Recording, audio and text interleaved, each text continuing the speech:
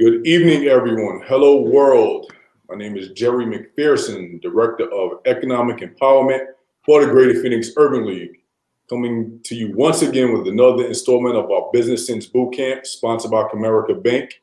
And as you can see on the screen, we have one of our panelists, Darryl Johnson from Darryl Johnson from Business Credit Works, as well as Summer Fawcett representing Comerica Bank once again. We'll be getting started in just a few moments. So, definitely, Darryl and Summer, we are gracious to have you a part of this program once again. Tonight, we're talking about the ABCs of business credit, the fundamentals of building business credit. And as we all know, business credit is, particularly in today's age, is of the utmost importance and is one of those things that are often overlooked. So tonight, we'll be talking about that.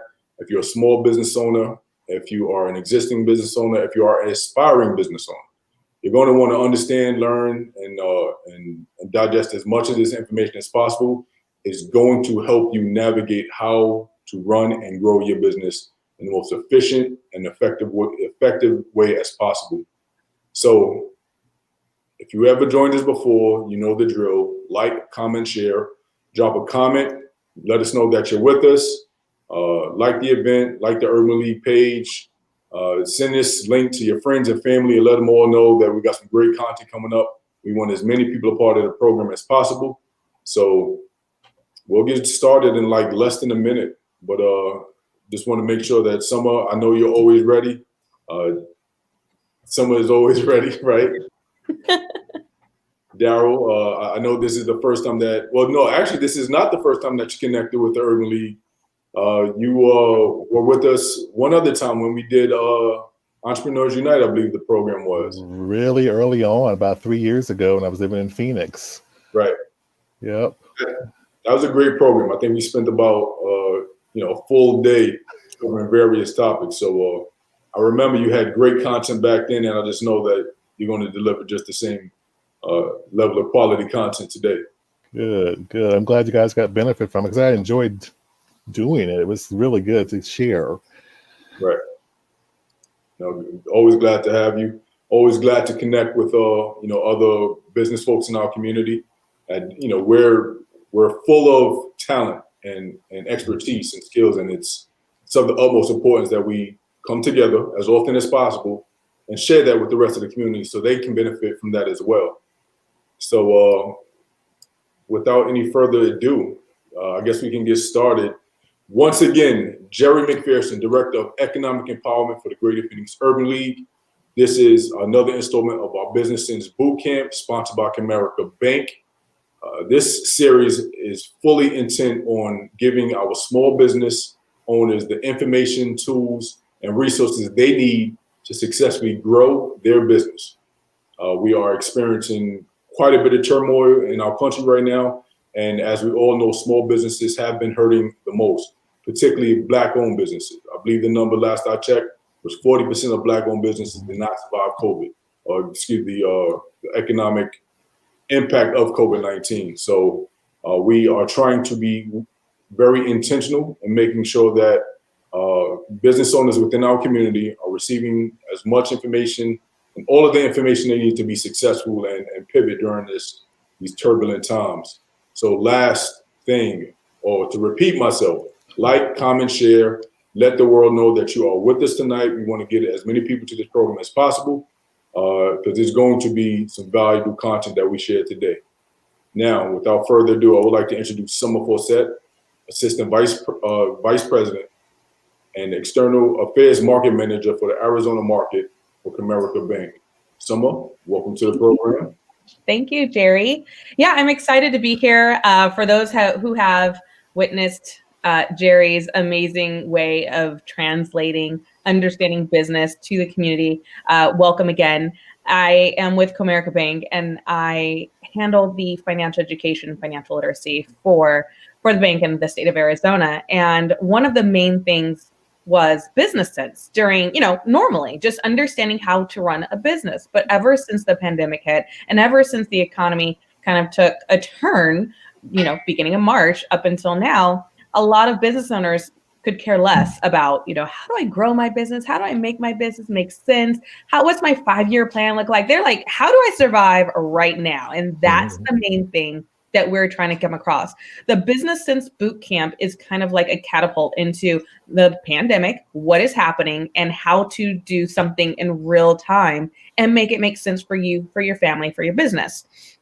So I'm very excited to be here. I'm so excited to hear the ABCs of business credit, because business credit is such a necessity when you have a business. Now, we understand personal credit is necessary in the very beginning stages of your business, but if you have business credit, then you kind of take the pressure off of you and put it into your business, which is fantastic. You're not your business is not you. So it should be a divide. There should be a difference. And I'm excited to hear the details of how that's going to go.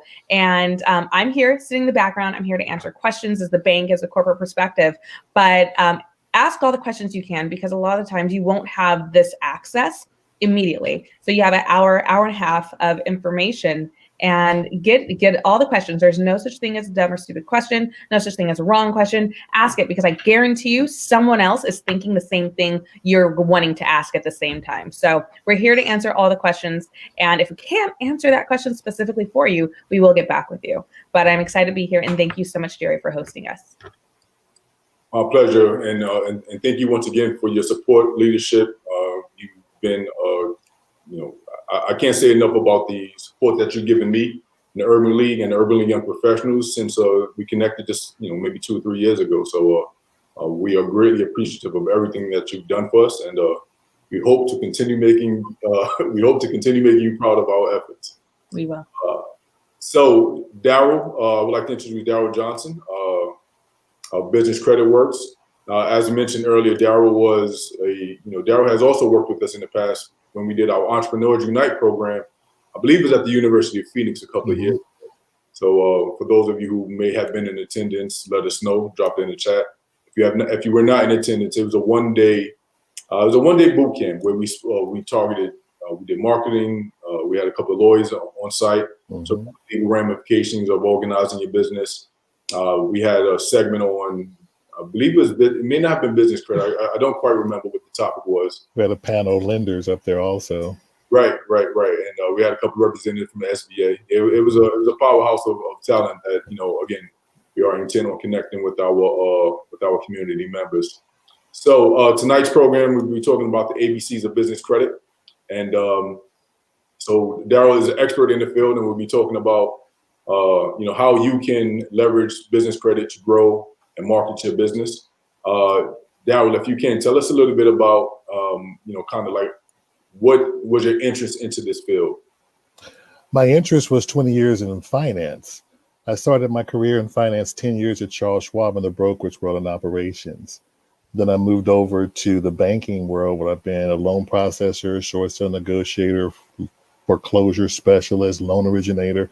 I say all that to say another 10 years in the banking side, retail. So about 3 years ago, I stepped out and started Business Credit Works, because I saw a need for business owners to be in a position of power to grow their business and also to protect their families. So about 10 years ago, you entered the world of business credit. I know that, we personally connected on and spoke about this topic at length, So in your experience, as you've been trying to spread the wealth of knowledge that you have, what have been some of the common challenges that you faced in sharing this information with other business owners? Too good to be true. I've looked at it on YouTube. And I tell everyone in my workshops, when doing your due diligence, if you Google Dun & Bradstreet, Experian, and Equifax, they all offer their version of business credit. Not to mention, Dun & Bradstreet's been around since 1800. I didn't invent business credit. It's been around that long. So it's just another tool in the toolbox for business owners to be aware of, to leverage, and to use. So what's great about that, like most things, you have to immerse yourself in the topic if you're going to, consider calling yourself an expert. We know you've been pursuing this for about 10 years. And as far as, I guess tell us a little bit about how long. I know you've been involved in other ventures and other business activities. but how long has business credit been your primary area of focus? Business credit's been around for about, well, going on 4 years now, actually. I left corporate America Right. to pursue business ownership. And what I quickly learned is corporate America doesn't prepare you for business ownership. I had one slice of the pie as a loan processor, short sale negotiator, all of those roles that I had. But I wanted to step out and challenge myself and to share the information with business owners, because it is it's a secret, and it is a game changer once you learn about it, how to do it, how to grow it, and how to leverage it. It's a game changer. Right. It's definitely a game changer. I know one thing, and we'll get started with the program in just a moment, but it's a point of reference. As some of these small businesses were facing the challenge from the pandemic and trying to get some of the funding from the SBA and some of these banks. I know that I even had clients myself that were not considered for the EIDL loan because they didn't have any business credit. They were in operation, but like most small mom and pop shops, they're operating independently. They don't have the complete structure of maybe a larger size business, and they were victim of that and not be able to get some of the funding that they were desperately needing. And had they pursued business credit or been intentional in establishing it, they would have been in just a much different position post pandemic. So this is, unfortunately, for some people, this may be too little, too late, but it's never too late to get started. You don't know what's coming around the corner. And again, if you are a business owner, you're going to take yourself seriously, and you just have to give attention to this. Like, there's just no way around it. None, especially when we're still in our current environment with a new round of stimulus coming out with the PPP. The government's the biggest game in town as far as lending. Right. And that SBA uses that SBSS, small business scoring system, which is a combination of your personal credit score and your business credit score to come up with that SBSS score. Right. So I know I can talk about this. Too much information. We got a whole program ahead of us. So actually, that's my cue to let us know that we need to segue and get to the program. So Darryl, I will hand you over the keys to the car, and feel free to take it away. Thank you. And I apologize. I am a credit geek. I love this stuff. I love giving people options, because as a business owner, it's about the options and the tools in your tool belt to figure it out. I just want to first thank the sponsors here for allowing me to speak on their platform. I love sharing the information and growing our knowledge base in our community, because I go by the motto, each one, teach one. So, and please, as Jerry said, tag other people, share this, invite other people to check it out. And we'll talk about business credit and go from there. Okay. So I touched a little bit about my background. Started with Charles Schwab. I had my own drive-by appraisal company where I did what they call broker price opinions, which is a snapshot of value for multiple lending institutions. That was my first taste of independent business owner, I should say. 4 years working from home, loved it. I was living in Phoenix at the time, and the market got kind of crazy. So I jumped in corporate America and got a role at JP Morgan Chase, Bank of America, Wells Fargo. As I said, I've done short sale negotiation, foreclosure, loss mit, loan origination. So the loan processors are a vital part to understanding the guidelines on how to get the file process and get the underwriters to approve you. And so they're grading the paper.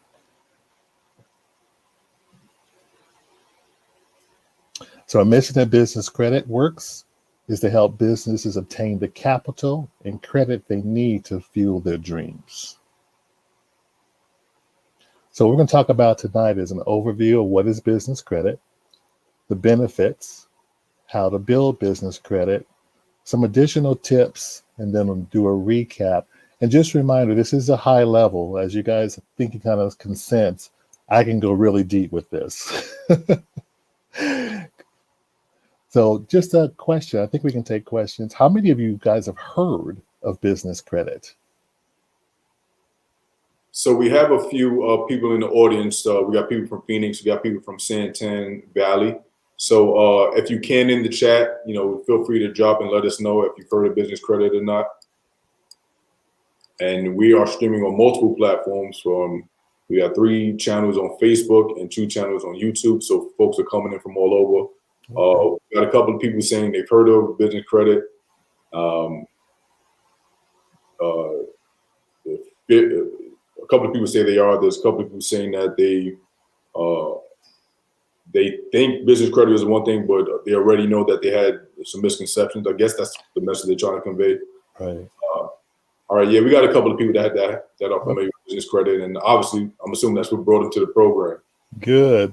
So it's like an urban legend, myths out there around business credit also. Like I said, YouTube is a great platform for the seed, but then you need to really get with someone who can give you the watering to really grow that information you're getting and to validate what you've heard. So first of all, everything you know about credit, forget about it. That's on the consumer credit side of things. We're going to dive into commercial credit, business credit, which is a totally different department. The person at the counter when you go into the store, that's the retail division. Sometimes they won't have a clue. As I said, no, a lot of times they won't have a clue when you're talking about opening up a business account.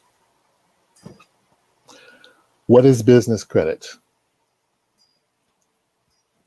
Business credit's just that. It's credit that's obtained in your business name and your company's employee identification number, your EIN. So I'm going to use EIN throughout the presentation versus employee identification number. And it's based on your business's ability to pay and not you, the business owner. Business qualifies. Once you apply for credit, you can qualify with vendors to get MasterCard, Visas, American Express. Your company also can qualify for auto financing. The business can qualify for credit lines, loans, all in the business credit name. Now we're going to touch upon the benefits of business credit. Doubles your buying power. I want to stay here for just a second and unpack this one. What I mean by this slide is, for example, if you've got a consumer credit card with a $10,000 credit line, say, for example, then you have your corporate credit card with another $10,000 credit line. In essence, you've got $20,000 of credit for your startup project. Okay, so in essence, it's doubled your buying power. The first thing I advise my clients to do is you take that $20,000, get into your project, and when you get the money back from it, if you can't pay both credit cards off, pay off your personal one and leave that debt on the company. That mitigates your risk because it's on the company and not on your personal. And I don't think I talk about this in my presentation, but the two credit profiles, they don't talk to each other. So the debt that's on the company doesn't show on your personal and vice versa. And like I said, this is a high level, so we're going to touch upon several different points. Makes you more lendable. And in the sense of, first thing they ask for when you go to buy for a car, personally, what's your credit score? Then they add on your W-2 money. Now they're going to ask you what's your business credit score and add on your revenue. So as much positive financial data you can give a lending institution, it's going to speak to character, because credit, whether it's business or personal, speaks to character.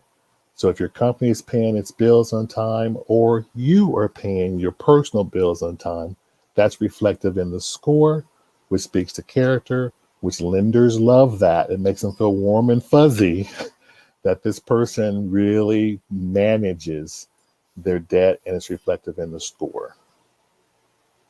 And I apologize for the typo here. It has nothing to do with business credit, personal credit, I'm sorry. Business credit, personal credit, two separate files, because you were making purchases from vendors who extend companies lines of credit, and then you're making a payment. So you're literally are building a credit profile, and you're not personally guaranteeing the debt. And personal guarantee is a whole nother topic. It's just when you have to personally guarantee your business debt by using your social security number. But with this, the way that we work the business credit program is because you're making purchases and making payments, 30-day reporting cycle to Experian, Equifax, Dun & Bradstreet. Now you're building a credit score and credit profile. Business credit, it's fast. It's fast to establish about $50,000 in varying trade lines, from net 30 accounts to store credit cards, gas cards, and MasterCard and Visa. Takes anywhere about 6 to 8 months roughly, because you're making purchases from vendors who extend lines of credit, and it's the same credit reporting cycle. But as opposed to the consumer credit side, how long would it take you to amass $50,000 in different credit lines? So it takes a relatively short period of time to establish that. More, very, very important. The credit scores are based on one thing. Did you pay? Did you not pay? Or better yet, did your business pay and pay on time or before time? Or did you not pay? As opposed to, next slide, as opposed to what we know is the consumer credit world, where it's looking at the algorithms, looking at your payment history, your utilization, length of credit history. That's out the window when it comes to business credit. All I was looking at is, did your company pay? And preferably pay before time, because that's how you can get a higher credit score. And let me just touch on the credit score for just a quick second. It's actually called a Dun & Bradstreet Paydex score. Okay. And you guys will hear that as you dive more into business credit. I don't talk about that too much in tonight's presentation, the scoring system, but Dun & Bradstreet is called a Paydex score. That's why business credit's perfect for startups. Why? Because you're buying from vendors who extend companies' lines of credit. You're making your payment, 30-day reporting cycle, and you're building that credit profile based on your payment history with your company. No cash flow requirements. Okay? Don't care if you're a startup. Don't care if you made no money for the first 3-5 years. There's no cash flow requirements because you're making purchases and you're paying for them, and it's progressing on the credit profile. Gives you the competitive advantage. And this one I want to stay for just a second, because I'm going to talk about this in the sense that if you're a minority-owned business, veteran-owned, woman-owned, LGBT, where you start going for government contracts, they will pull your Dun & Bradstreet credit report. So if you're going for a government contract, an underwriter is comparing apples to apples to minority-owned businesses for one contract, they have to eliminate one company and document why. So they'll pull your Dun & Bradstreet credit report. So company A had a credit score, company B did not. Also, in the sense, competitive advantage is that credit score is going to play a part in bond insurance, business insurance, and in the lending when you start going for loans. No collateral requirements because making purchases from vendors, making the payment, building a credit profile. Straightforward. This is very, very important because so many times in the community we think cash is king. And I tell people, if cash is king, credit is queen. And a happy queen is a happy home.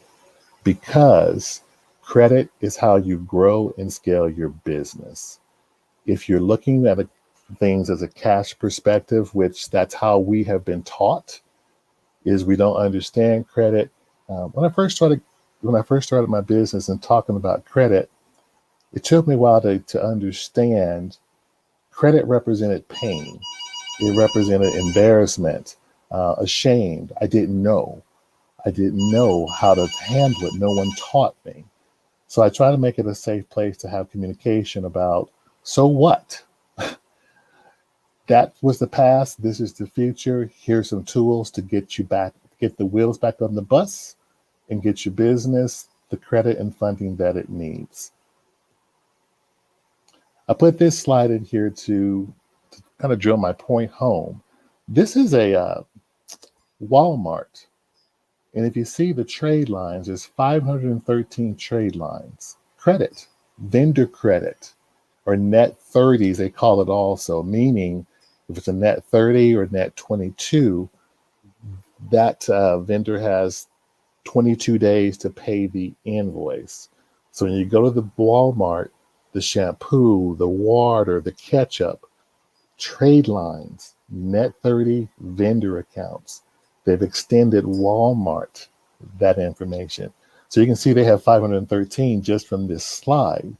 Every company in America leverages credit to grow and scale their business. Now we're going to step over to how you build business credit. First thing we want to do is what actually I call this a compliance checklist. Okay. We're going to move to the next one. Your business entity. EIN number. That's very important because a lot of times we will have our businesses structured as a sole proprietor, meaning in our social security number, and we haven't established an employer identification number in EIN. So that's the first step, is establishing your EIN and then establishing an entity. Entity is an LLC, S Corp, C Corp, nonprofit. Anything that has an EIN number attached to it can have a separate credit profile because in reality, it's a separate new business. So if you've got 3 companies, each company can have a separate credit profile because they have 3 different EIN numbers. Business address. I want to touch upon this one because a lot of times we will do a couple of things. One, we will use our home address when we establish our entity with the Secretary of State. That's problematic in a couple of different reasons. One, if you're a single woman, that information is public information. So I tell my single clients, the men too, but especially the women, if they're single, is if I know your business name, I know where you registered your company, I can then find out you're using your business name and know the address. So if you used your home address, that is just an unsafe practice to do. So there's also what's out there called virtual offices. Okay. A PO box is a huge red flag to a lender. Huge, huge red flag to a lender. So we don't advise ever having a PO box. And the example I would use, we have a few more slides, but I want to give you this example is, if I ask you to borrow $1,000, then I give you a PO box, and I give you a cell phone number, and I give you a Gmail free email account. How comfortable would you be in loaning me $1,000? PO box, cell phone number, and I'm a business, but I got a Google account or a Yahoo email account. And in my workshops, people were like, well, no, I wouldn't give you any money. It's like, exactly. But you're asking the lender to do that. We don't know you. So all we can do is validate databases. So what I mean by that is the IRS database, when you sign your tax returns, that little fine writing is saying this is true and factual information. So the IRS will update in their database your business address. That database talks to the Secretary of State's database, which talks to Dun & Bradstreet's database. They want to validate you are a true business. So there's the algorithms when you apply for credit are so important to have everything match up.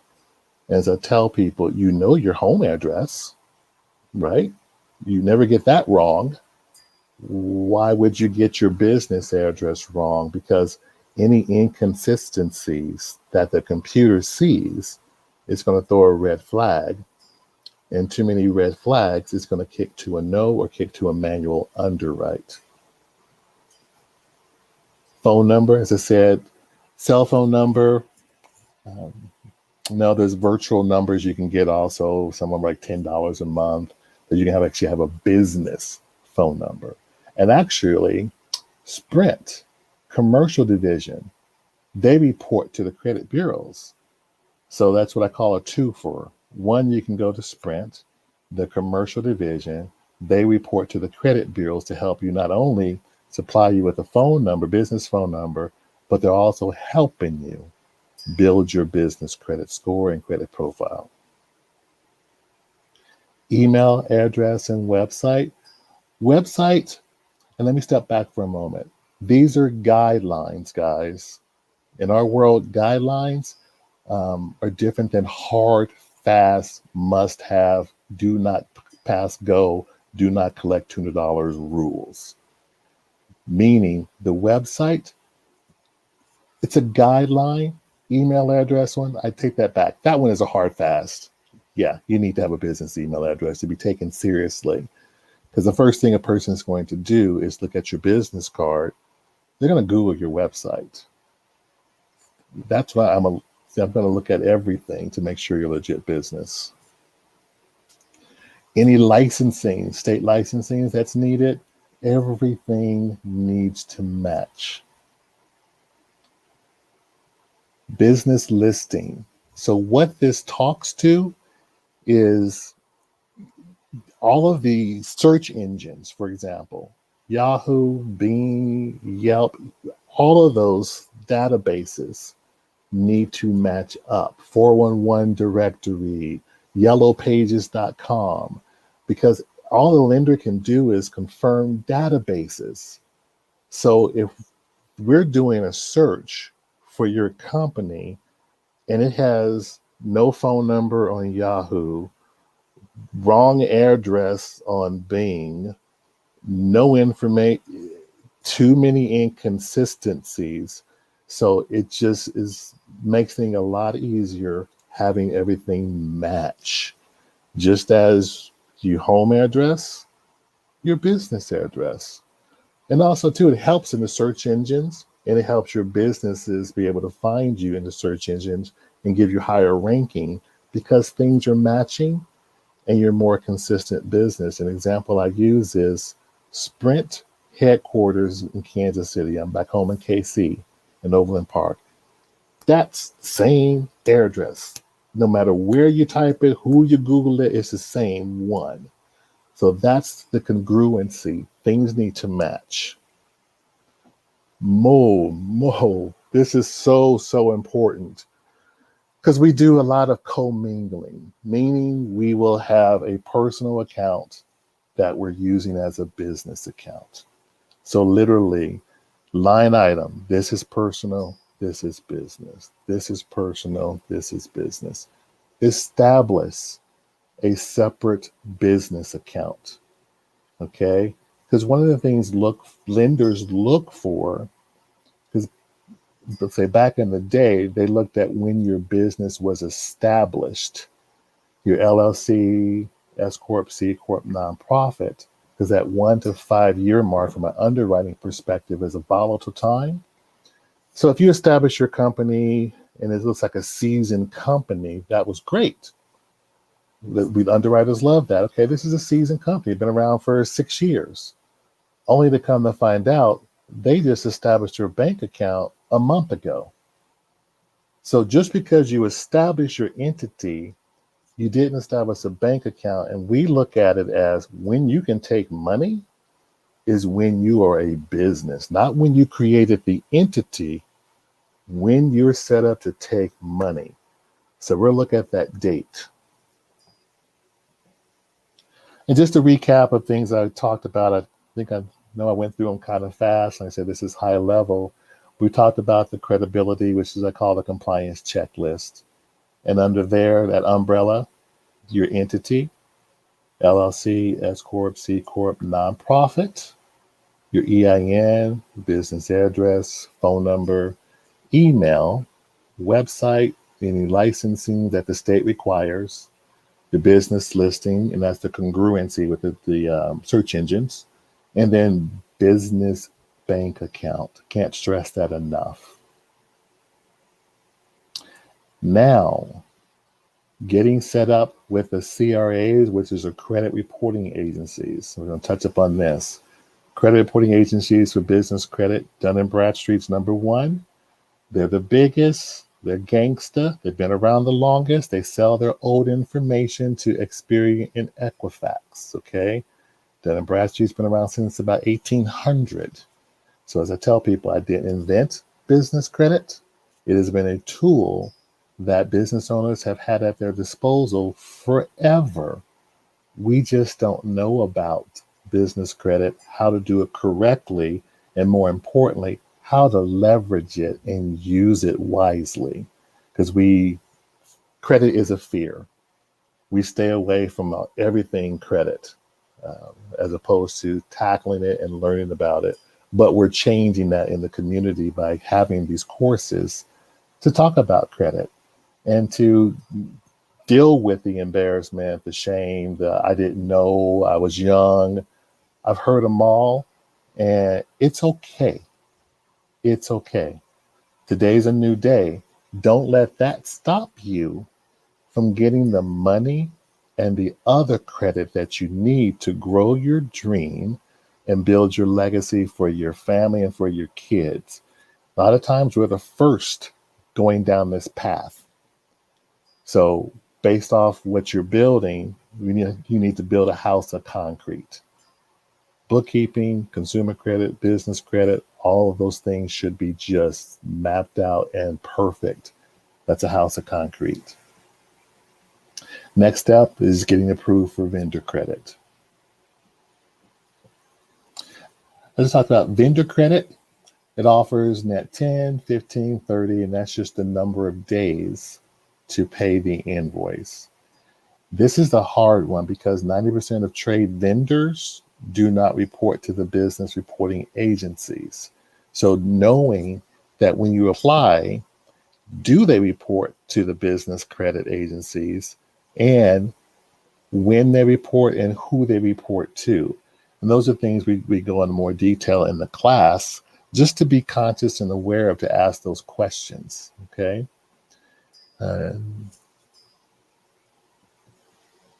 We can go through this one. And just to recap, we talked about the credit reporting agencies to get your report. I'm going to throw this in here. If you guys have established businesses now, and you don't know what your credit score is, your business credit score, or if you even have one, there's a website called nav.com, NAV.com. It has a free version and a paid version. It's what we use in our program. So with the free version, it gives you a grade. Actually, everybody starts off with F, and you work your way from F to an A. If you have an F, don't freak out. It just means you have nothing reporting.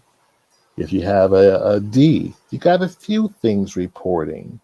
See what I mean? You go from an F, and as you get more trade lines established, you go from F and you graduate up to a B or an A.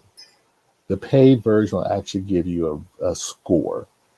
But just to get an idea, I would say check out the free version of NAV and see if you've got anything reporting, because you might be surprised. Some of the vendors that you've been working with might be reporting on your behalf. So you're getting a 2 for.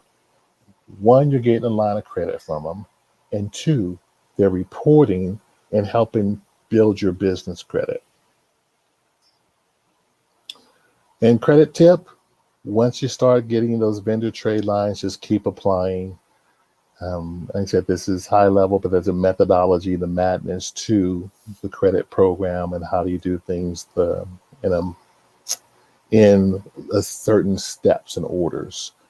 As you get approved, continue using that credit regularly, because one thing that will happen is as you're using your credit in the business credit world, the commercial world, they're going to increase your credit limits automatically. And credit limits are 10 to 100 times higher than on the consumer side, because they're not looking at your W-2 money. You're looking at your revenue as you grow and grow and grow. And as you're using the credit card, you're a company. You need higher trade lines. You need higher credit scores.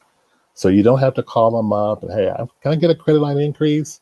Okay, what's your W-2 money? Let me run a credit report. No. Out the window. As you're using your credit cards naturally in business, they will increase your credit lines. And let me also touch upon this. Another big difference in the consumer credit world and the business credit world. As you guys are probably aware of, it's called the FCRA, the Fair Credit Reporting. Well, in the business credit world, that doesn't apply. They can deny you, and they do not have to tell you why. As in the consumer credit world, they have to tell you why, one, and they also have to get your permission to pull your personal credit report. As I said earlier, with your business name, I can go to the Secretary of State. So if you and I are trying to go into business together, I want to do my due diligence and see how well your company pays its bills and if it has a credit score. So I don't need your permission for that. I can go directly to the Secretary of State, business name, find out the information I need to find out, and just analyze the data and see if I want to move into business with you. And leveraging business credits, I talked about earlier, doubles your buying power, because the two credit profiles, one's building your social security number, the other's built in your EIN number. The credit doesn't show on either. I tell people, think of it as a really bad, messy divorce. Neither one wants to see, talk, mention the other person's name. So the debt that your company is carrying doesn't show personally, and vice versa. Okay, that's huge. It is huge. Another good thing to do with business credit is cash advances. A lot of credit cards come with check writing abilities. So a strategy that if a business owner can't make payroll and they've got a $20,000 credit line, access that cash, make payroll. Once you've got accounts receivable coming in, pay that invoice off. So I tell people my business is the business of giving you options and giving you tools in your toolbox, because as business owners, there's times we should have ducked when we should have dived. We should have went left and we went right. You got to figure it out. And you got to throw everything that you can in the kitchen sink at situations, but put yourself in the position of power and have your personal credit, your business credit, your bookkeeping all mapped out, because you're going to make different moves knowing that your credit and your credit and your money is all taken care of. It's all mapped out, as opposed to jumping in and then trying to figure it out and trying to borrow from friends, family. Just take the time and build the foundation out the right way. Don't rush it. Just plant the seed 6 or 8 months, and then before you know it, you'll be ready to it's going to take you to a whole nother level. So just to overview what I talked about in the second half. What is business credit? Went over the benefits. Went how to build it, really high level. Some tips, and then talked about a little bit how to leverage business credit. And this is just thank everybody for their time. And my mission statement again, mission that Business Credit works, to help business owners obtain the capital and credit they need to fuel their dreams. There's my website, my contact information, and that's it. I thank everyone for attending, and I thank the sponsors for allowing me to speak on this platform. No, Darryl, we have to thank you for giving us this 10 years worth of information, and somehow you managed to consolidate that into less than an hour. It's really mind-blowing. What the reality is. Still got it. I'm sorry, say it again? I said, still got it. Yeah, but I mean, that only speaks to the fact that we know you stayed high level. There's just so much more information under each of these stones once you turn it. Right. So again, if you're watching in the audience, if you have any questions for Darryl, please drop them in the comments. We will begin to answer those in just a moment. So keep plugging them in, and we will get through all of these questions, or at least as many as we can reasonably get to. So please keep the questions coming in. But I did want to just talk a little bit about the process of establishing business credit. It was quite a bit of information, but the reality is, depending on the maturity level of your business, some of this information is, you already have it, whether it's having a business location, having a phone number, having a website, so if you are an existing business, it may not be as long of a task in order to get your stuff together, right? Right. And that's where the compliance checklists come into place. We're basically taking inventory to see how you're structured, because you might come to the table and you're going to breeze right through that compliance checklist piece because you're established business owner, you've got a location, business phone number, address, email, all of those things. So then you'll progress to the next level a lot faster. Got it. So we do have questions coming in from the audience. So I'm gonna pull the first one that I see. And this question comes from Paul Underwood. What should be the first type of credit line we establish for a business? Vendor credit, the net 30s, as I spoke of. The net 15, net 20, net 30, vendor credit. That's the first step when you start applying for credit. And a lot of times, these are businesses that people know of, and we've got some in the program that people don't know of. Quill, for example, Uline. Those are ones that are often shared on YouTube. They establish business credit, and those are great sources to start the process. So a Quill or a Uline, as I tell people, they sell cleaning supplies, trash bags. Just make a purchase, but you also need to make a certain dollar amount purchase for it to trigger the credit reporting piece to happen. So they might extend you a line of credit, but they might not report. Okay. So you mentioned a couple of things, and leads me to my next question. But you mentioned Uline and Quill, and they all sell cleaning products and basic supplies. So for the most part, whatever sort of business you're running, like, these are items that you would need to purchase anyway. Right. So maybe a strategy, and correct me if I'm wrong, but maybe a strategy is, instead of going to your local Family Dollar or your local Walmart to make these purchases, go to one of these vendors that are actually reporting. Exactly. And I tell people, if there's things that you feel that you wouldn't use, still purchase it, because you want to get a line of credit established, and then donate it. Donate it to a charity, get a write-off, donate it to a single mom, because you just want to get the line of credit extended to you. But like I said, they're trash bags, cleaning supplies, they're things you're going to use in your home. So along those lines, so you mentioned two companies, but you also mentioned in a presentation that 97% of businesses that don't report. Correct. So how does someone find out who's reporting and who's not? Working with a company like mine, we have relationships, and that's what we've been doing for quite some time, is establishing those relationships and research and knowing what vendors report, who they report to, in some cases, the day of the month that they're reporting to the credit reporting agencies. That's like the secret sauce of the program, is just knowing who to start applying with. Yeah, so I know you shared the information once, and we'll provide it again at the end of the program. But there's just people who've spent the time to figure out who's reporting and who's not. But can someone find out on their own, like if they were looking at doing business with a vendor?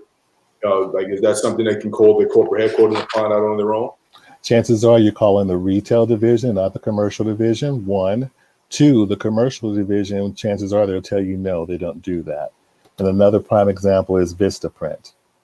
Vistaprint has a commercial division, but if you call them up, they'll tell you no, they don't do that, but they do. And there's a way that you have to go about signing up for a commercial account and a special website and a link and all of that stuff. So, but yeah, and then finding out on your own, just like underwriting guidelines, they change all the time because we have vendors where they'll be in the program and we'll take them out because their rules have changed. So they might have higher limits on what you have to purchase to get a line of credit established. So that's what the big thing is. We monitor all that. And if we take them in, we bring them out. We take them in, we bring them out. So then you don't have to do that. That's why you hire a consultant, a specialist, because the learning curve is lessened. That's why you go to a CPA or bookkeeper for their specialty to get you from A to B a lot faster than you could on your own. Okay. So yeah, I just want to reiterate, give the confidence to the people watching the audience. It is possible to find this information out on your own, but like most things in life, you're just often better served working with a professional on that. But, so rest assured, you can find information on, and maybe you will, somehow become an expert like Darryl in doing this research and, kind of begin sharing this information with the rest of your network. So one question that I have is, and maybe this might be too deep for today's topic, but if I'm a business owner and I do business with vendors, am I able to report the good payment history of my customers? Yes, you can. There's a process on how you do that. Experian, for example, there's paperwork you can fill out that they will do an on-site audit. I mean, it's pretty rigorous what you have to go through, but you can become a vendor credit, a net 30 or net 15. A couple of things that's good for is going to give you a competitive advantage. Meaning, say, for example, your company is a marketing company, okay? So you do SEO and social media. So I'm researching to hire a marketing company. I can come to you and get my marketing done, as well as you're going to report my monthly payment experience to the credit reporting agencies on behalf of my business. So that's a twofer. You're extending me a line of credit, plus you're reporting to the credit bureau. So I look for businesses that I need a service anyway. Now, do you report to the credit bureau? Because that's like a win-win. So, firstly, great question from everybody in the audience. Please keep them coming. Just going to continue unpacking the topic. We got a few more minutes that we have Darryl, and we'll be bringing someone back onto the line in just a few moments. But I see this as an opportunity for those in our community to leverage one another, to leverage our existence. And maybe that's a selling proposition for your business that, when, you've been in business already and you've been, developing your relationship with customers. If you can now tell your customers that, hey, we are now reporting to the credit bureaus of the business activity that you've been having with us for the past 1 year, 2 year, 5 year, 10 years, then maybe that's another selling proposition for them to even do business with you. Competitive advantage makes you they're gonna make it look at you differently over someone else that's offering the same product or service. One, two, there's also a manual way you can go about reporting that back history from vendors. As he's getting a little more detail, but yeah, manually you can go back and apply to report your past payment experiences also to build a credit profile. Right. And so this in line with that, and I'm sorry, but this is just, these are things that give me joy is talking about business and how to improve them and figuring out ways to do so. Same here. I guess this is just like a message to everyone in the community, like if it's about group economics, right? And working with one another and shopping with one another. If all of these one another's decide to start reporting to the credit bureaus, and all of the activity that you've been having is legitimate, good business that you've been doing, then everybody rises, right? I think it's rising tide raises all boats or something to that effect. Exactly. Yep. Yeah, if everybody in the community makes a conscious effort to do good business and report the good activity of these other business owners, then everybody benefits from it, right? Exactly. I tell people we can solve our own problems. Money and credit has been our downfall and our problem. We can solve our own problem. We have to tackle it, though, by getting in the spaces where we're getting educated on consumer credit and business credit and lending. Because there's a couple of workshops I went to in Phoenix. The grant workshop was full, but then they had another workshop where they had lenders and venture capitalists on the panel. And they were literally telling you, as I call it, the answers to the test on how to get funding from a lender as opposed to a grant workshop, which your odds of getting that grant are lessened versus you've got lending sources on a panel telling you do X, Y, Z, and you can get money. And that's like a guarantee as opposed to a grant where you don't know the outcome of that, what that's going to be. Whereas with a lender or the VC, they're giving you the answers to the test on how you get money from us. Unfortunately, that room wasn't packed. It hurt my spirit because we need to be more in that room than the grant room. Nothing against grants, but for long-term sustainability, the credit, the lending is what's going to grow and build that legacy of wealth that we're trying to do for our families. And that's an interesting, I guess, observation, right? Like that there was workshops, one was about grants and one was about the business credit, right? And, you know, the traffic went to one that was more of a, you know, immediate fix, you know, possibly, or just a quick fix, or, you know, some dollars that, you know, can get someone through the fiscal year versus the long-term play. Long-term.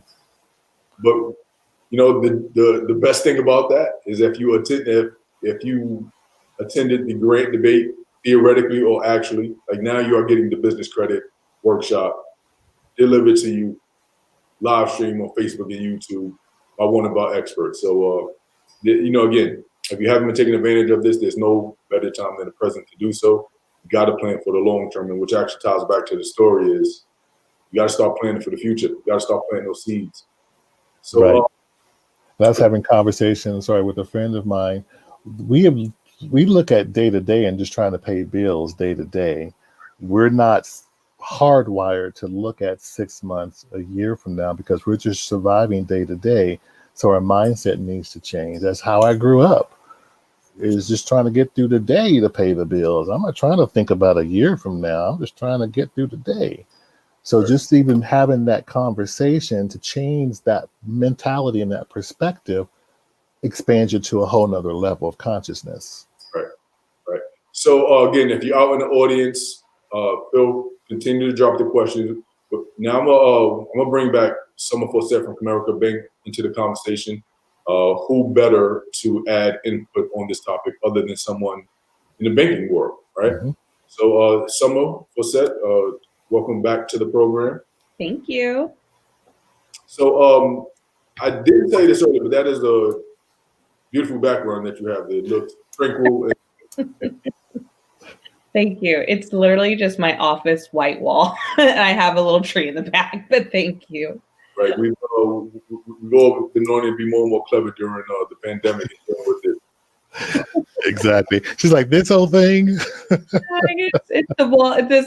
It's something. It's sometimes I realize that too much is literally too much. Like more really means more. Like get rid of it and then start with minimal, and it makes it easier.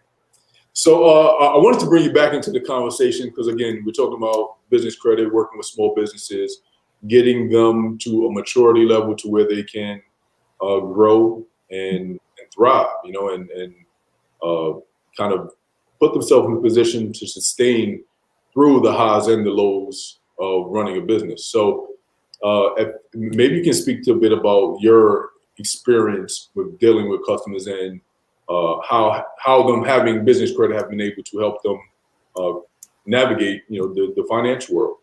Exactly. It's amazing that what you don't know, that you're not supposed to know, can hurt you. Having business credit is another level.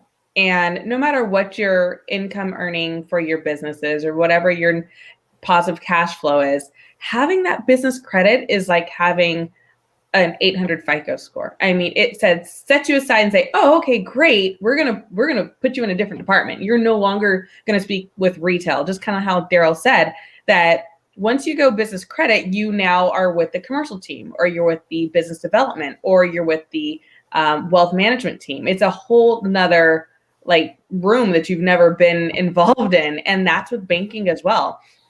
A retail team can do one business credit item, and that's a credit card, a business credit card. Anytime your social security number is asked for, what do you think they're going to do? They're going to pull your credit. Anytime your EIN is asked for, what do you think they're going to do? They're going to pull your business credit. And that's the exact same thing. So when a bank says, hey, let's take down your EIN number, you're like, what do you want that for? I want a credit card. It's because they're trying to get you a business credit card. And if you don't have any credit established, so those net 15s, those net 30s that will help you, then they downgrade to a personal credit card that you just happen to have your business name on. But it's not going to be business credit because it's still tied to your social security number. And that's where that knowledge is power thing comes from. I mean, if you understand that from day one of starting your business that you need business credit and you still need personal credit. Now, don't come in with a 400 FICO score on your credit card and say, hey, or in your credit profile and say, hey, I want a $100,000 loan. Well, the answer's still going to be no. But if you know that in order for me to get from point A to point B, I need to work on both my personal and my business credit. And my business credit is going to be a lot easier to work on because I can just get these net 30s, which is similar to alternative credit for personal. So if you look at, you pay Cox, you pay utility bills, you pay your cell phone bills, those can be used as alternative credit with other lenders, but that's automatically business credit when you look in the business space.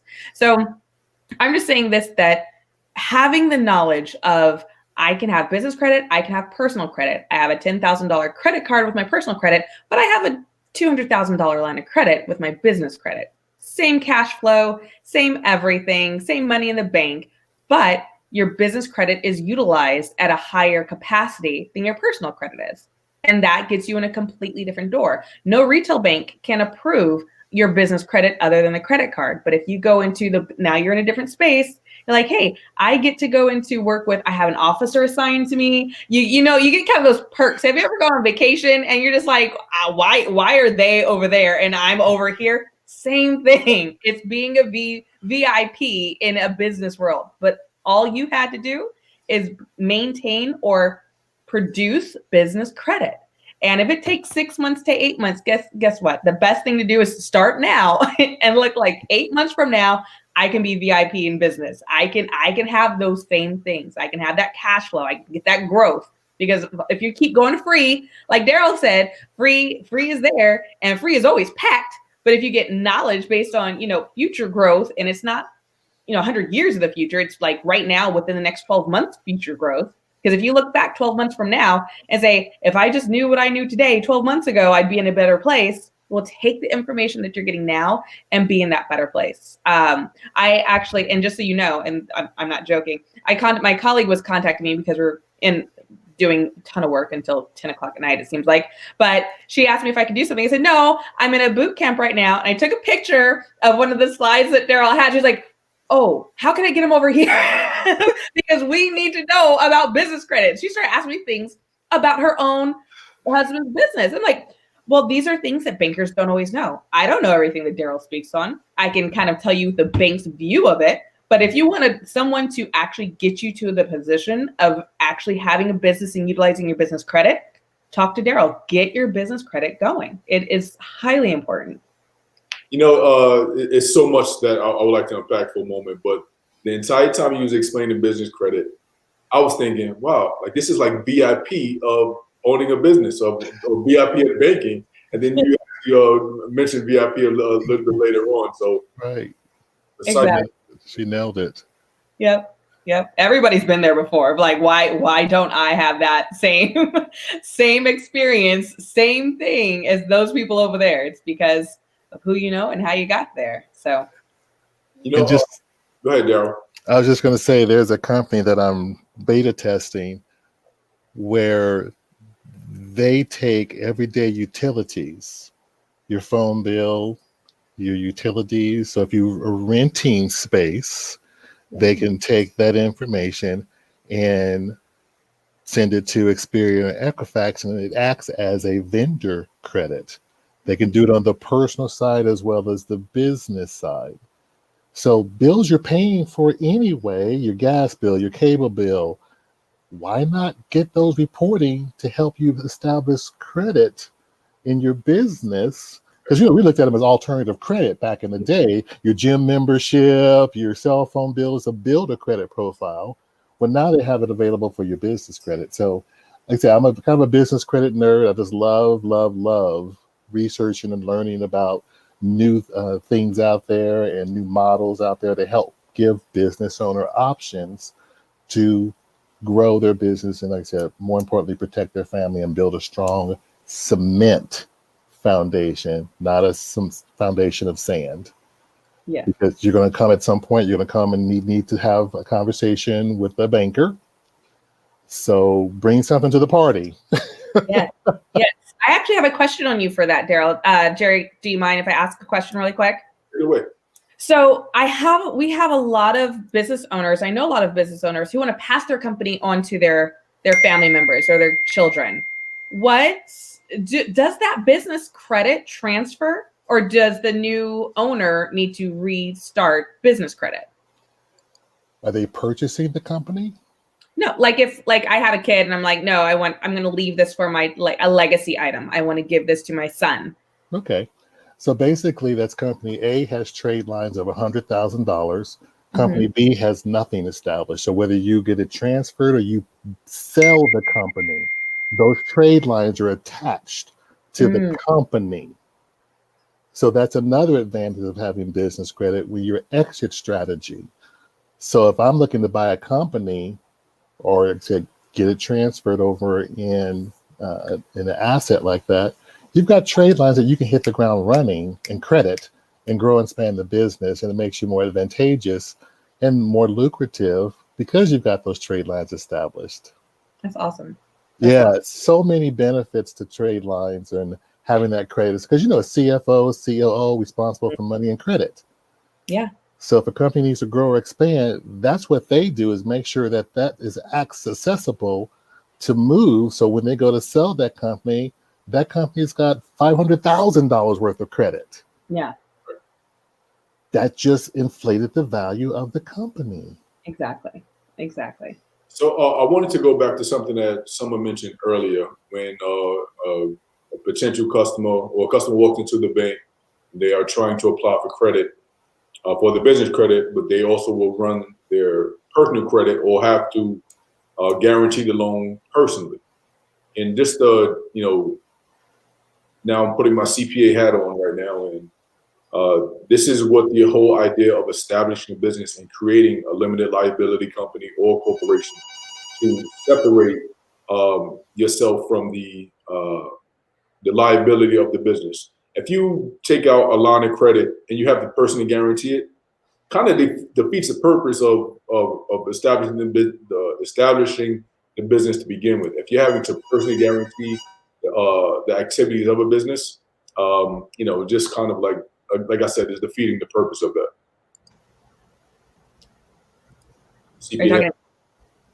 Are you talking to me or Darryl? No, so I was responding to something that you had mentioned, and really I'm talking to the world about so I'm being long-winded, and this is like the worst thing you can do as a moderator. But the point that I'm trying to make is, you have to establish that business credit, keep it healthy, and grow as quickly as possible, so you don't have to risk your personal credit in order to advance or grow your business. And the other thing is just another reminder to take care of your personal credit as well. Exactly. And if I could just piggyback off of a couple of things, um, when the banks extend you a line of credit in the credit card, they will lead people to believe that they're also going to report that trade line to the credit reporting agencies. I go back to tell people, he who has the gold makes the rules. They might extend you a line of credit in a credit card, personally guaranteed or not, but they don't report either to the personal credit or the business credit. They just extended you a line of credit. So those are other things we just make people conscious and aware of, to ask those questions. Because I will get, I have a business credit card from the bank, and I ask a couple of questions. One, do you see it on your personal credit? Yeah, you personally guaranteed that debt. Two, do you see it on your personal credit? Or if you've pulled your business credit, do you see reporting? No, I don't see it either way. They just extended you a credit card, but they're not helping you build credit. So there's banks out there that not only will they extend your line of credit, they will also tell you they're reporting to the credit bureau, which is helping you build that credit profile. So it's kind of a heads up in that respect. Okay. Yeah, so I guess the important tidbit that there are banks out there that will report both branches of credit, personal as well as business. And Darryl is the guru to know those banks. So he's the man you're going to have to contact. And again, we'll share his contact information a bit later on. So we got a few more minutes in the broadcast. The questions have slowed up. Last chance, if you have a question for either Darryl or Summer or myself, feel free to drop it in the comments, and we'll love to get those answers to you tonight in real time.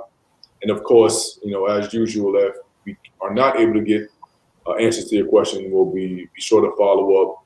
This video will live forever, or as long as Facebook is around. Either whatever ends first, the world or Facebook. But you can always come back. Come back and watch the video. If there's anything you missed, you want to rewatch it, we encourage you to do so. The link will be available. Share with your friends, family, colleagues. We just want to get this information out here. It's completely important to growing and strengthening our communities. And I just want to hammer home the point that this business credit, like anyone that you are doing business with today, you need to be having this conversation with them tomorrow. If for nothing else, you somehow encourage them to start reporting your business activity. And if not, then you might have to find someone who's willing to do it. Again, it goes back to the value proposition. We got another question that came in from the audience. Paul Underwood is always on point with his questions. Are there any business entities that are more likely to be granted business credit? That's an excellent question. No. The entities. As long as you're active in good standing with the Secretary of State, you've got all your paperwork together, doesn't matter. There's one thing I touched upon, even as a startup. One day out of creating your entity, doesn't matter, nonprofit, S Corp, C Corp, one day out of establishing it, you can start making purchases in a net 30 of a quill, for example. Okay, a good question. That was an excellent question, Paul. And that's one thing that I learned or discovered when I was, a few years ago when I first started learning about business credit, is these trade lines that exist. Actually, let me reposition it from this perspective. When you walk into a Walmart or anywhere, right, and you shop, you buy, you pick up your goods, you walk to the register, you put it on the counter, and then you pay for it on the spot. Whether you use cash, debit card, or even a credit card, that vendor is getting their money on the spot. And that's like, okay, we got the money, you figure that out with your credit card company later. Big business generally doesn't operate that way. So if you were in, again, we're going to use Walmart since we mentioned them a couple of times already, and you purchased that I was gonna say air mattress, but that's like allergy, right? But yeah, we're gonna go with air mattress. You purchase the air mattress, you pay for it on the spot. There's a good chance Walmart hasn't paid for that air mattress yet. So like they have net 30 terms Mm-hmm. and you have net now terms with Walmart. So you pay for it, they got their money, and they didn't send the manufacturer of that product their money until maybe another 30 days. Now, when you think about Walmart had that money in their bank account, gaining that incremental interest, and didn't even pay for the product yet and already turned a profit. Like that's how business works. That's how big businesses win. And now we're learning the rules. So now it's kind of time to start. We need to start applying these rules. Big time. And a huge piece of that Walmart, if I could just add this on, it's kind of on the point, off point, in the supplier and the diversity space, when you're a minority owned business. So Walmart has the supplier and diversity. So if you're a minority owned business, you can get in line to be on the shelves of Walmart. They will pull your business credit, Dun & Bradstreet, to see as part of their guidelines to get you on the product shelves. So you have to maintain a certain score, because part of their compliance is they'll pull your credit score, because the first sign a business or person is in trouble is a declining credit score. So annually, if Walmart pulls your business Dun & Bradstreet credit score and they see your credit score has dropped and dropping, hey, is there a problem? We see your credit score is dropping, because it's not going to be ABC shampoo wasn't on the shelf. It's going to be Walmart didn't have ABC shampoo. Not that the supplier was having internal problems. That credit score is an indication of danger, Will Robinson. So if it starts dropping, that's the indication that there's trouble. Got it. So again, out in the audience, if you have any questions, this is just about your last chance to ask them. So yeah, but yeah, business credit, it's that, it's the mythological beast that we've heard about but never had a chance to like really meet. And today was the chance for you to actually meet that business credit. Another thing that I was thinking about when you explore business credit, those trade lines, you may discover there's a new business opportunity for you there. So just kind of going back to that strategy, or not even strategy, it's the reality of, as a vendor, you get the product, then you sell it, and then you pay for it after the fact. You'll learn there are products being sold right now, whether it's on eBay, OfferUp. You may learn of other institutions that need products in bulk, and they are looking specifically to do business with a minority-owned vendor. That you'll learn that there's opportunity for you to buy the product for some of these vendors giving you these trade lines, and you might discover a whole new business behind this. It's just so many opportunities out there, and we're just not all the way, made aware of it, of these opportunities. So yeah, it's true. I'd like to say something on that as a lender and how that's viewed.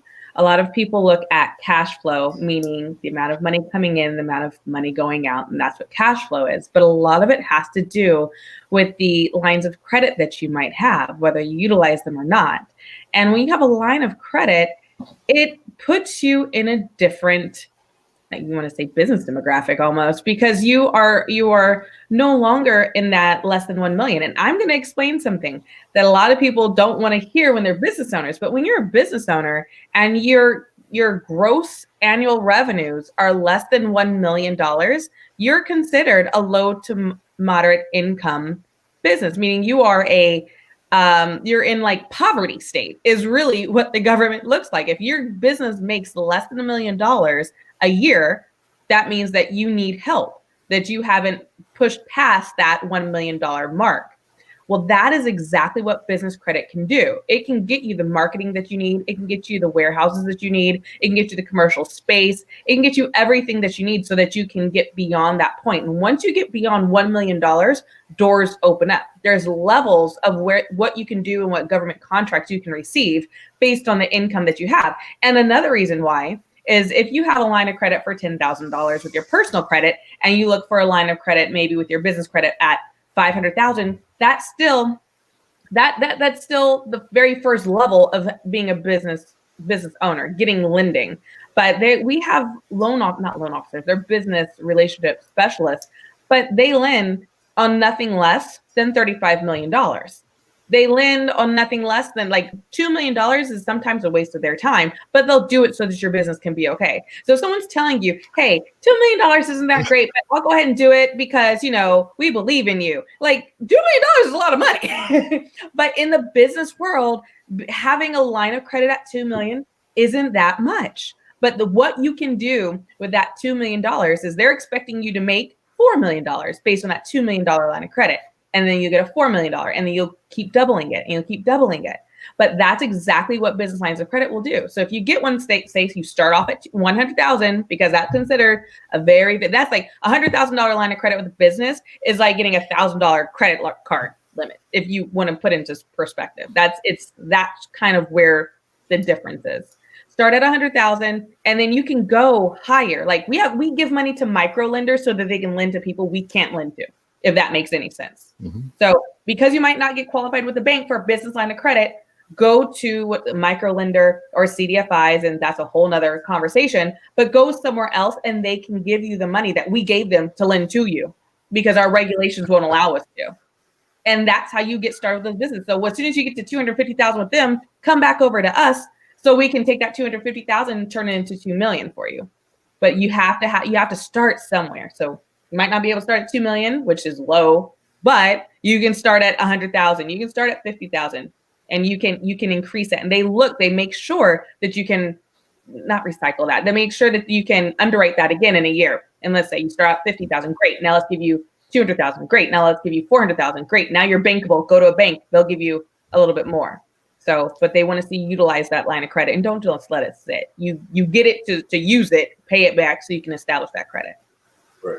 And that's great perspective, just whether it's $1 million in revenue or I believe you mentioned lending up to or less than $250,000 that many small businesses, and I'm talking micro businesses now, that, they would love to get to that point where doing $1 million in revenue. And you're still a poverty-stricken business, so and it's, every big business once started off small. So like there's nothing embarrassing or shameful about that. It's just a matter of having the perspective of you are a small business, and you do want to get to that large part. So when you're in the small business stage, do everything that you can to get out of it as quickly and safely as possible. Or maybe the word I would say is methodically as possible.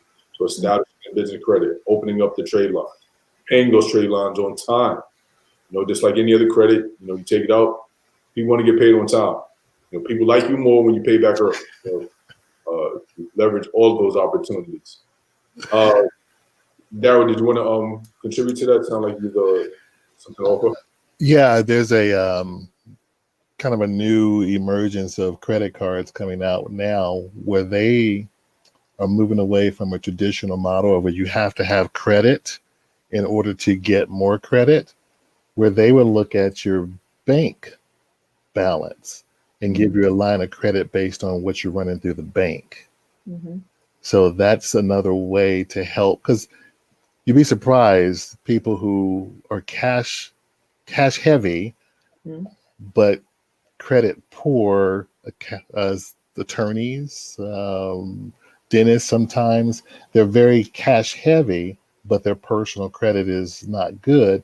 But this is another way that they can just use the money coming in their bank account to have a line of credit that reports to the credit bureau that helps them build their credit even more so now. And then you add on the traditional way of building credit. So I'm a color outside the box kind of business owner. And like I said, sometimes you got to throw everything in the kitchen sink at a situation and go back to options. It's all about having options and knowing the resources and the people to reach out to get that direction. So yeah, you can make those moves faster and with more confidence because you did your due diligence and reached out to the right people who made the right connections for you to have those conversations that you haven't even thought about yet, but to plant that seed and let that seed grow.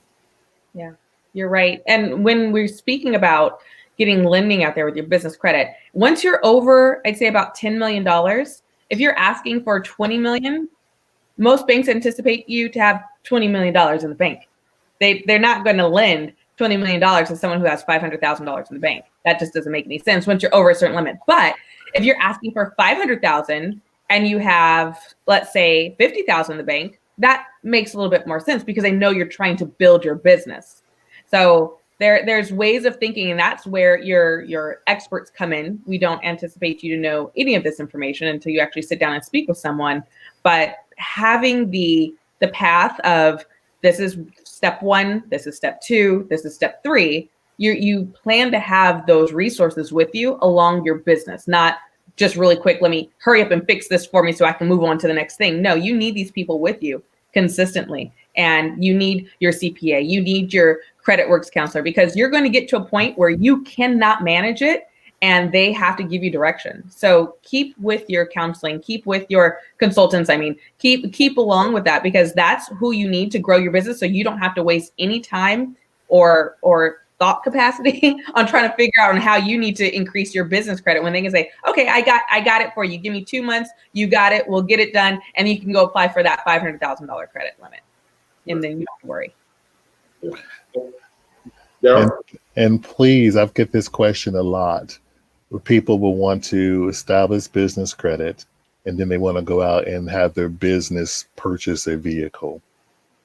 Well, if you're a startup and you have 0 revenue, but you've got business credit, so it's not a get rich quick scheme. This is a strategy in growing your business the right way. There's no shortcuts.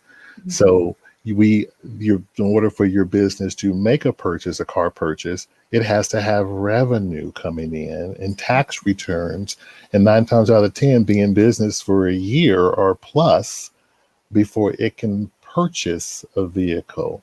So I want to set expectations. It's not a get rich quick. It is a viable solution and a resource and a tool that businesses use to grow their and scale their businesses. Okay.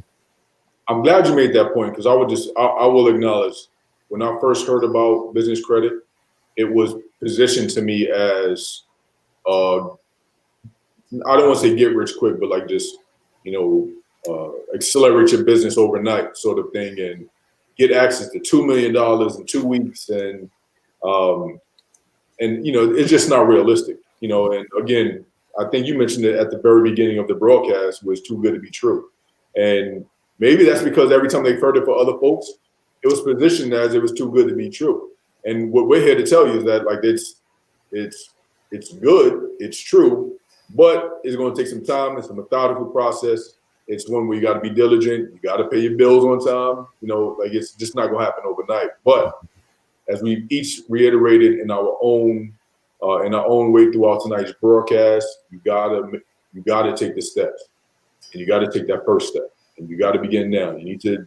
Darryl went through a list of things that you can go back and watch the broadcast of things that you need to begin doing, and that's establishing your business legitimately with the state, obtaining your EIN, get it off your Social Security number if that's what you're doing. There's plenty of steps that you can begin taking that you can start right now, or you maybe even started, but now you need to start collecting this information. So we are coming up close on time. Last chance for anybody in the audience. If you have any questions, if not, I would like to first give you the floor to get some final thoughts. Thank you. Yeah, thank you so much, Darryl, for being on the Comerica Sense Bootcamp with Urban League Young Professionals. I mean, it's so much information that hopefully we have your email and not email. Well, yeah, your email, your business email and your website available so that people can ask questions. And I know that people are going to ask questions. I think you're an extremely important resource that people need to know if they're in the if they're in the process of getting business, or they've been in business for 20 years. I mean, it's never a bad thing to get started.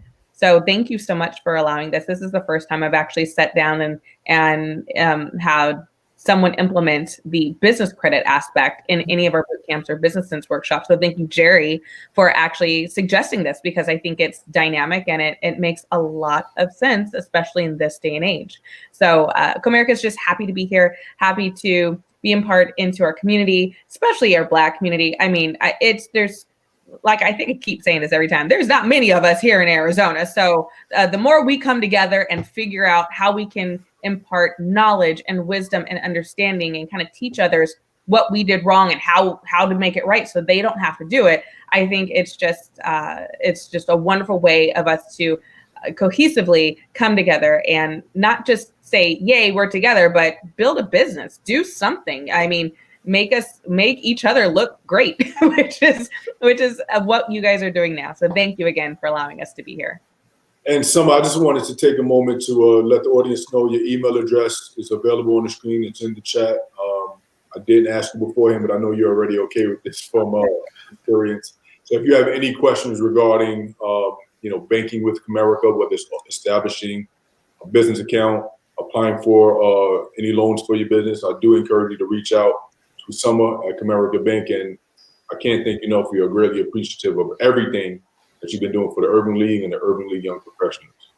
Thank you. Darryl, I will yield the floor to you. I will pull back up your contact information as well. If you have some closing thoughts, please share. Just thank you both, because it warms my heart when I have conversations in our community about business credit, and one, it's understood, it's welcomed, it's understanding that we have to grow our businesses up to a bank level. And as in everything that we have done, we succeed at, and we go over 100% over and above. And that's what we need to start doing in our businesses as far as consumer credit, business credit, reporting, all of those things. We excel in everything else and go 100% over. We need to take that same energy and apply to the books and the credit. So it just warms my heart, because I feel like I'm the grandfather of business credit. I've been doing it for a minute, and then speaking to our rooms of our people that look like me, and they get it, they don't get it, they come with the wrong energy, the right energy, it's all the above. But my goal is to leave my legacy to the young urban adults so they can change their platforms for their families. And with business credit, it does that. So thank you for having me. Jerry, thank you for thinking about me and reaching out. I enjoyed it. Like I said, I'm a geek when it comes to this stuff. I just love learning it and speaking of it and expanding people's minds and setting things up for a lending institution. So you guys have more to work with. When we do sit in front of you, like, oh, you don't talk to Darryl, okay? You got your business credit together, because we got something to work with now. So just thank you bottom of my heart. It just makes me feel really good to share this information. No, Darryl, we thank you once again for sharing your time, energy, your expertise. I know you've been putting the time, energy, and efforts to become an expert in this field, and we're just happy that you've been able to share this information. Again, thanks to everyone out in the audience. Just a bit of housekeeping information. If you are a resident of Arizona, the voter registration deadline has been extended to October the 23rd, I believe, additionally 2 weeks. So if you haven't registered to vote, still have 2 weeks to do that.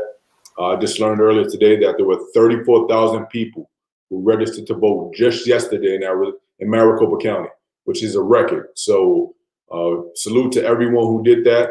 Maybe it's your first time registering to vote. Maybe you just needed to update it, but salute to you for taking that step. If you have not registered to vote, again, you have until October 23rd. The census, the deadline has been reinstated to October 31st.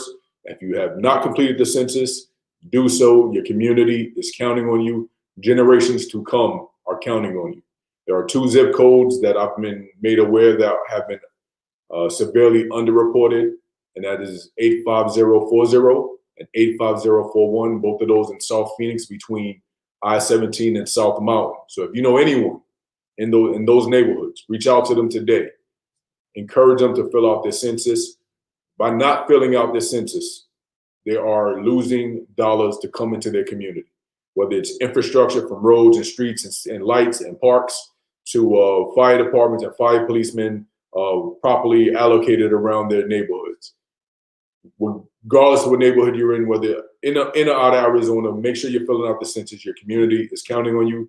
You are losing federal and state dollars that will not pour into your community because you're not doing so. Other than that, I would like to thank everybody. I would like to thank our panelists, Summer, Darryl, for their time, energy, and efforts. I'd like to thank everybody in the audience for those very intelligent and articulate questions. If you're not a business owner, and you stuck around for this program, you just wanted to be curious, maybe you didn't have anything better to do, we greatly appreciate you. But I would like to challenge you to share this information with somebody else so that business owner that you are aware of, and let them learn and take advantage of this opportunity. It's something we uncovered. Like, this is a great way to strengthen our group economics, strengthen our community economics. If we can all empower our businesses to leverage business credit, to leverage reporting of it, and strengthen one another in the process, and we've all become better for it. So, everyone, thank you all for tuning in tonight, and we will look forward to the next installment of the Business Sense Bootcamp coming in just a few weeks. Have a good night.